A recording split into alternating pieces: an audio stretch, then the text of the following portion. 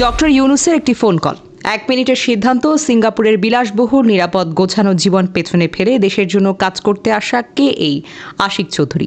চলুন দেখে আসি তার সম্পর্কে।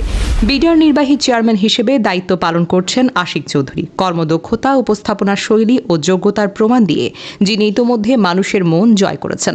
বুধবার বিনিয়োগ সম্মেলনের উদ্বোধনী অনুষ্ঠানে তিনি একটি প্রেজেন্টেশন দিয়েছেন। তথ্যবহুল ও সাবলীল ভাষায় দেশের সম্ভাবনাময়ী খাতগুলোকে তুলে ধরা সেই ভিডিও ইতোমধ্যে সোশ্যাল মিডিয়ায় ভাইরাল হচ্ছে। প্রেজেন্টেশনের সেই ভিডিও শেয়ার করে সোশ্যাল মিডিয়ায় অনেকেই বলছেন, এই মেধাবী তরুণরা এতদিন দেশে আসতে ভয় পেতেন, কিন্তু 5 আগস্ট স্বৈরাচার শেখ হাসিনার পতনের পর মেধাবীরা দেশে আসতে আগ্রহ প্রকাশ করেছেন। তারই উৎকৃষ্ট উদাহরণ হলো এই আশিক চৌধুরী, যিনি বিলাসবহুল জীবন ছেড়ে দেশের প্রয়োজনে নিজেকে নানাভাবে উপস্থাপন করেছেন। যতটুকু জানা গেছে, আশিক চৌধুরী পেশায় ব্যাংকার। সিঙ্গাপুরে বহুজাগতিক the Hong Kong and Shanghai banking corporation real asset finance বিভাগের সহযোগী